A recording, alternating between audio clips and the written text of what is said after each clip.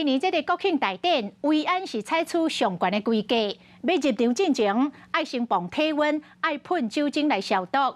这卡网啦、牌影内底物件，卖方摕出来一项一项来检查，都参炸茶、炸水入场，原来拢爱试啉一喙，都惊有人会炸违禁品。台北市警察局出动1500个警力、甲空袭机、干扰器、甲警犬来做维安的检查。 确保现场的维安上严密。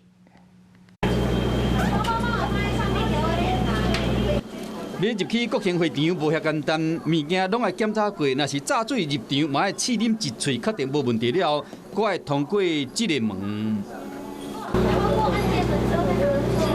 工作人员搁较真严，搁举探测器伫扫。 另外一边安检站同款唔敢马虎，侨胞表演团体要入场进前，拢会提出出入证甲扫身份证。大门口有一个告示牌啊，提醒乡亲，长镜头、吊镜、卡架啊，关的歹超过30公分，拢是违禁品。现场也部署真侪警力甲宪兵，要为突发的状况做准备。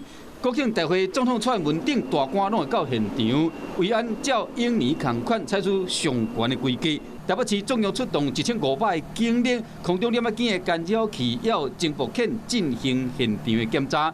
这5点冇安排，同时阁有庆声侦测器，确保每一部分拢滴水不漏，要互111年国庆大典顺利进行。 华视新闻看起来，赶快订阅我们的华视新闻 YouTube 频道，欢迎按赞、订阅、开启小铃铛，最新最及时的资讯要提供给你。